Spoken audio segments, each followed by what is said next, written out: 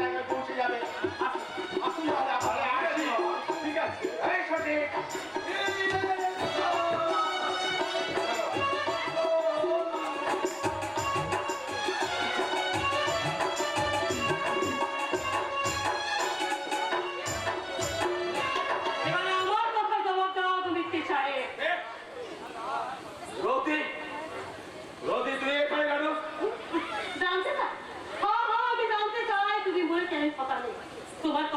তোমার কথা বিশ্বাস করে এই রতি রানী বিশ্বাস হতো ওই গঙ্গাটির ছোট বাবুরে তার গায়ে সে কালি ছিটাই বলো বলো বিদ্যা সাহেব মোর ভক্তরে তুমি টাকা দিলে নাই কেন? কে বলেছে? তোমার সামনে কোন রীতি সমস্ত বলে এলো যে আমি তোর বাপকে মাসে মাসে টাকা পাঠাইনি? তোমার সামনে ওই দামোদর বুড়া? হ্যাঁ তুমি মিথ্যাবাদী। আমি মিথ্যাবাদী? আমি মিথ্যে কথা বলছি? আমার দিকে আঙুল তুলে আমাকে মিথ্যাবাদী বলার সাহস কার আছে? আমার আছে। বলুনতা তুমি কি বলো? একেবারে আকাশ থেকে বললে যে অবশ্যই এটাই স্বাভাবিক। সৎ সংস্কৃতবান ধার্মিকের যে নামাবলিটা গায়ে জড়িয়েছ সেটা হঠাৎ করে কেউ খুলে নিলে মানুষ আকাশ থেকেই পড়ে। আরে হঠাৎ আমার খোঁজ নিয়ে তুমি এখানে কইটা চাইতে এসেছি? যাবে ওসব কথা বন্ধ। আরে তুমি আমার গলায় কবে মালা দিচ্ছ? বাদরের গলায় মুক্তোর মালা মানায় না হেমন্ত। মুখ সামনে কথা বলবে। আগে বলো তুমি আমার গলায় কবে মালা দিচ্ছ আর আমাকে কবে বিয়ে করছো? নাহলে এই তেজ দিয়ে কিন্তু তুমি বেশি দিন বাঁচতে পারবে না। আমার বাড়িতে তোমাকে মুখ বুঝে থাকতেই হবে। আর তাও যদি না পারি আমি তবে কি করবে? ওই বাঁকাবাদীর মতো আমাকে খুন করে দেবে? আমার বাবাকে মেরে ফেলেছে।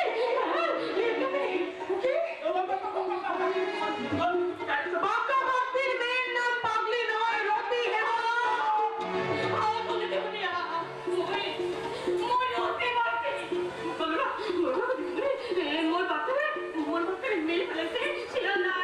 সেদিন বাঁকাবাদীর সাথে আন্দোলনে যোগ দেওয়ায় যার চোখে জ্বালা ধরেছিল সেই তোর বাপকে খুন করেছে রতি। কে তোর বাপকে খুন করেছে রে? তুমি এই মোর বাপকে মেরে ফেলেছো। তোমার মুখটা আমি একেবারে টেনে খুলে দেবো। তার আগে বল না রতি, এতদিন ধরে আমি শুধু তোকে খুঁজে গেছি। বল না সেদিনকে সত্যি তোর পবিত্রতা ছিনিয়ে নিয়েছিল অরণ্য গাঙ্গুলি।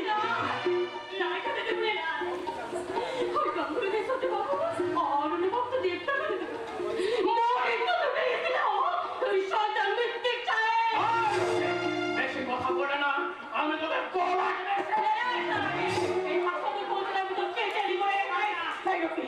আমাকে বলতো কেন কেন তোদের দেবতার নামে এত বড় কলঙ্ক দিলি? কেন রতি? এই ছোট লোক ভালোবেসেছিল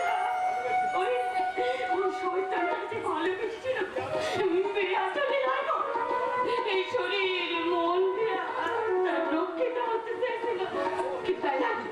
তাও হতে চায় না, তাও হতে চায় না। এই সরোয়ারটা আমি পাঠিয়ে দিচ্ছিলাম পেশাবাড়িতে। না জেনে না বুঝে দেবতার মতো মানুষটাকে বারবার দাঁড়িয়েছে আমার মনের দরজা থেকে। আকুল চিৎকার করে সে আমাকে ডেকেছে। আমি পাথরের মতো দাঁড়িয়ে থেকেছি। সব তাহলে তোমার জন্য শয়তান। রতি, আমি তোকে গলাটা শেষ করে দেবো। যা এখান থেকে। পরস্পরের সব শয়তানি ওই মৃত্যু চাইবে। শেষে ওর বাপটাকেও শেষ করে দিল। তবু ওর ঘরে আমি কষ্টটা বসাইতে পারলাম। যদি পারো ছোট লোক নিয়ে তুমি ক্ষমা করে দিতে।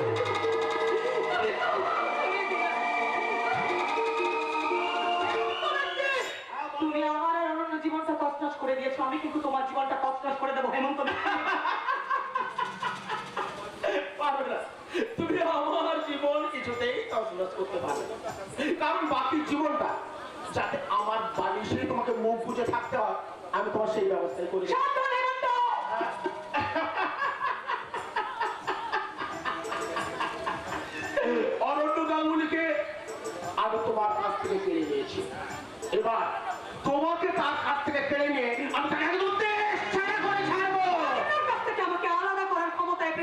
দম নেই হেমন্ত। তাই নাকি? কিন্তু সত্যি নাই, আজ যে আমি তোমার শরীরটা একদম অপবিত্র করে দেবো। মিথ্যে করে তোমার মাকে আমি বলেছিলাম তুমি আমার দ্বারা অন্তঃসত্ত্বা। তোমার মাকে আমি বলেছিলাম ওকে বুঝিয়ে সুঝিয়ে খালি ওর সঙ্গে আমার বিয়ের ব্যবস্থাটা করে দাও, তারপর যা করে আমি বলবো। কিন্তু বুড়িটা ক্যাচাল করে সব সত্যি কথা তোমাকে বলে দেবো। তাদের ওই বুড়িকে বলা ওই সত্যি কথাটা আমি আজকে সত্যি করার চেষ্টা করছি। মনে রেখো, আমি কিন্তু রকি নই, আমি বড় লতা। কিন্তু তোমাকে প্রত্যেকটা রক্তবিন্দু দিয়ে দিতে হবে।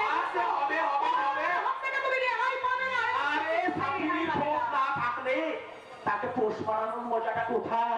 এসো না, এসো না,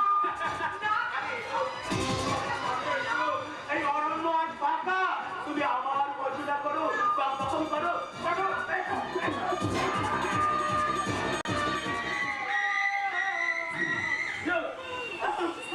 আরে তুমি বলো, কিছু বলো, সারাই আসবে না।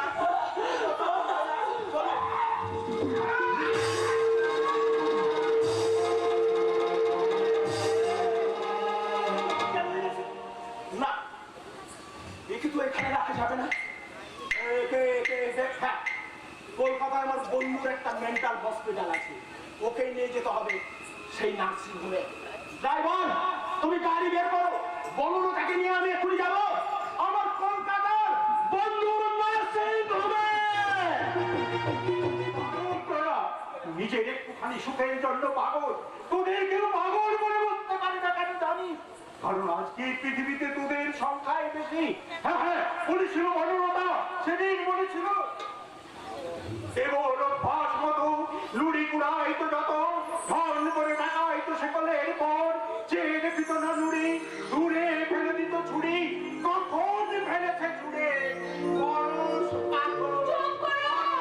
পাগল। তুমি মেয়েটার সর্বনাশ হয়ে গেল, আর উনি ঘরে বসে বসে পাগলামো করছে। মাগো, মা বনলতা, একবারই গুরু থেকে ফিরে আয় মা, আমি তোকে সমস্ত পাপ থেকে মুক্ত করে দেবো। কিন্তু আমি আবার কি পাপ মুক্ত করবো? আমি তো নিজেই পাপ দেখে বসে আছি। দুষ্ট দুষ্ট মহিনে, দেখো তো হাত ভরা দুষ্ট। আচ্ছা কেন তুমি এমন করছো? মেয়েটা কি শুধু তোমার একা? আমি কি তার মা নয়?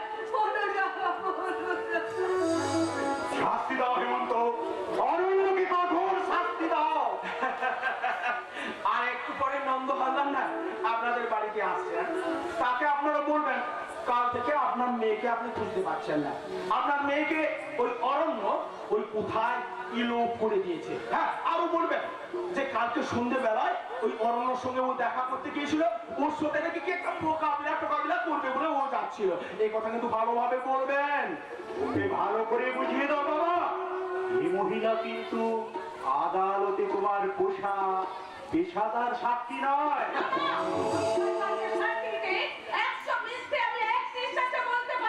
তাই নাকি? তা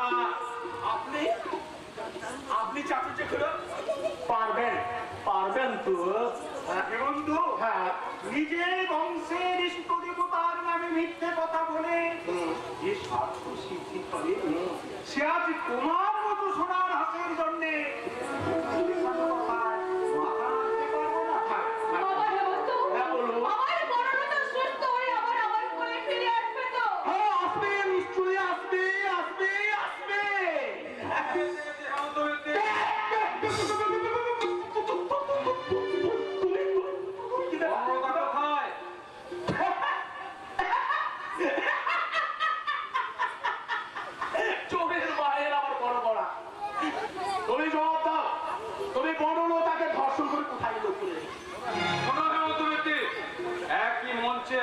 নাটক আমি দুবার মঞ্চস্থ করতে দেবো না।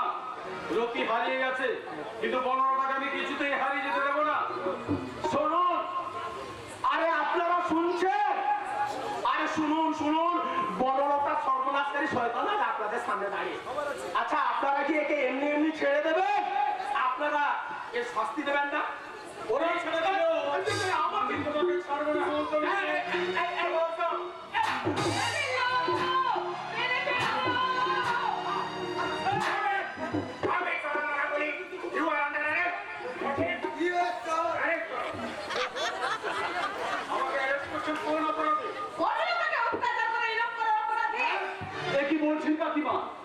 এইটুকু বয়সে আপনি আর আমার মা বনলতাকে আমার বাধ্যতা করেছিলেন। সেই বনলতাকে আমি ধর্ষণ করেছি, তাকে আমি ইলোপ করেছি।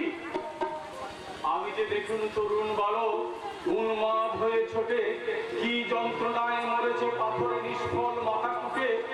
আমি আমি আপনার পায়ে মাথা টুকে করে বলছি, চাচু চেপুলো, আপনি অন্তত একটা সত্যি কথা বলুন। আপনি বলুন, একটা সত্যি কথা বলুন। এরা যা বলছে তাকে আপনিও বিশ্বাস করেন? বলুন বলুন।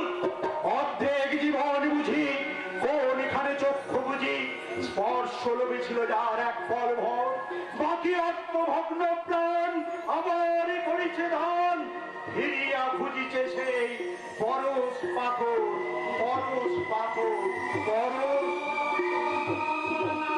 সুখে পাথর হয়ে গেছেন জানেন। অফিসার নিয়ে যান শয়তানটাকে থানায় নিয়ে গেলা রুলের পর রুল চালানোর ব্যবস্থা করুন। রুল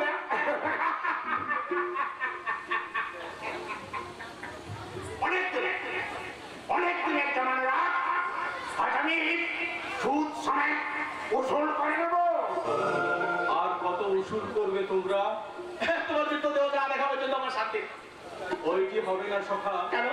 অরণ্য গাঙ্গুলি সহজে মরবে না। হ্যাঁ, তুমি আমার জীবনটাকে নিয়ে জুয়া খেলেছো। বাঁকা বাগদির মেয়ের অতির সর্বনাশ করে তার কালি পেছন থেকে তুমি আমার গায়ে লেপে দিয়েছো।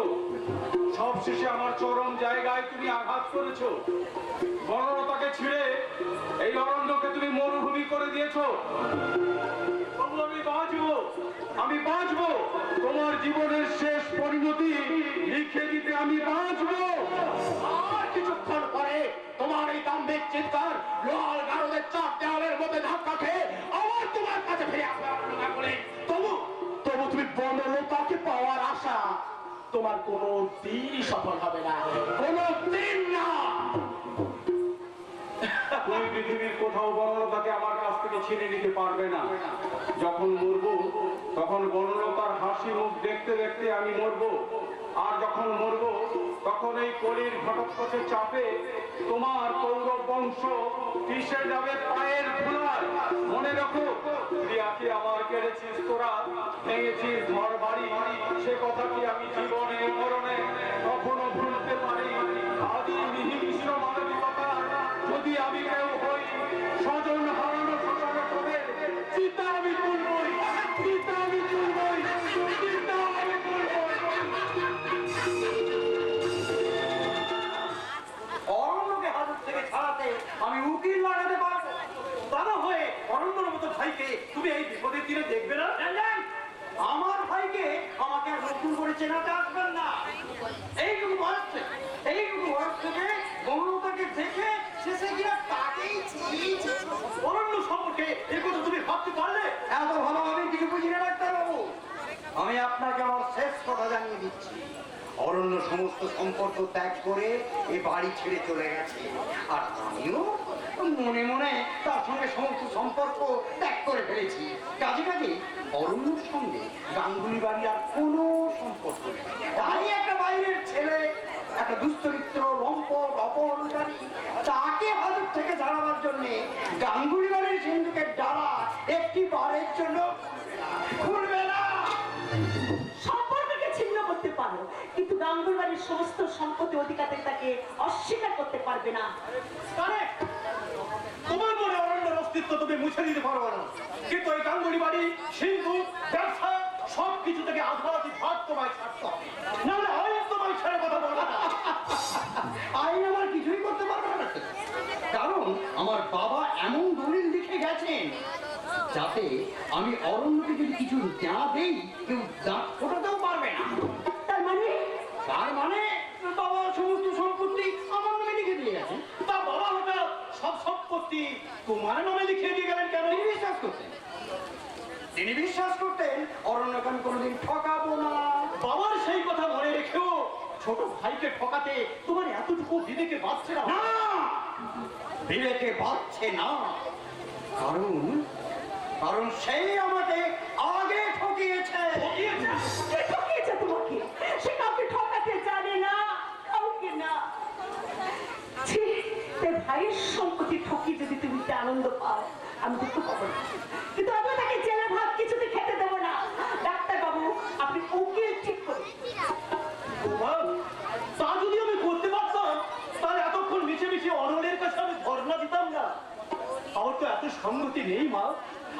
গরিবের ডাক্তার। আপনি গরিবের ডাক্তার হতে পারেন, কিন্তু আমি তো গরিবের মেয়ে নই ডাক্তার বাবু। বাপের বাড়ি থেকে এখনো মাসে মাসে আমাদের হাত খরচের টাকা পাঠায়। অরণ্যে আপনার এত খাল, আমি গাঙ্গুর বাড়ির সিন্ধুক খুলে একটা মিঠাই নিয়ে আমি আমার হাত খরচের টাকায় আমি মিটিয়েছি। আজও অরণ্যকে জেল থেকে ছাড়িয়ে আনার জন্য গাঙ্গুলি বাড়ির সিন্ধুক খুলতে হবে না। আমার বিয়ের সময় বাবাদের টাকা পয়সা দিয়েছিলেন, আমি এক্ষুনি নিয়ে আসছি। তাকে ছাড়িয়ে আনার ব্যবস্থা করো। তুমি জানতে চাইছিলে না তোমার ওই আদরের ঠাকুরপো আমাকে কি ঠকিয়েছে? তাহলে সেটা কান খুলে শুনে যাও। তোমার ওই আদরের ঠাকুরপো আমাকে কি ঠকিয়েছে, দু কান খুলে শুনে যাও। তোমার ওই আদরের ঠাকুরপো আমাকে ঠকিয়ে তোমাকে আমার কাছ থেকে তেড়ে নিয়েছে। হ্যাঁ, হ্যাঁ, তুমি আর আমার নেই, তুমি অরণ্যর হয়ে গেছো। আমি জানি তার সঙ্গে পড়ে তুমি নষ্ট হয়ে গেছো। ভগবান, এরপরও তুমি আমাকে বাঁচিয়ে রাখবে। আমি আসি বৌমা। আসুন ডাক্তার বাবু, এরপর আপনার দিকে তাকাবে সাধ্য আমার নেই। শুধু একটা কথা বলে যাই, এবারে আকাশে বাতাসে যে বিষ এখনো ছড়িয়ে আছে, ডাক্তার বাবু এসে বিষকে মুক্ত করার মতো ওষুধের নাম আপনি বলতে পারবেন না। তাই আপনার কাছে আমার শেষ অনুরোধ, আপনি দয়া করে আসুন। যদি কখনো আমার মৃত্যুর সম্বন্ধে শুনতে পান, দয়া করে সার্টিফিকেট লিখে দেবে।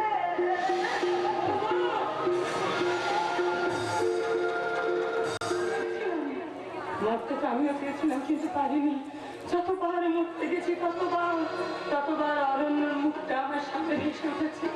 জানেন অরণ্য কত কষ্ট পাচ্ছে আমার জন্য। এমন তোমাকে আমি ছাড়বো না, তোমাকে আমি কিছুতেই ছাড়বো না। তুমি আমাকে নিয়ে এসেছো এই মহানগরীর মহামন্ডলে, এই মহারানীর মহল এখন অরণ্যদেবের জলসা ঘর। মোরা পিয়া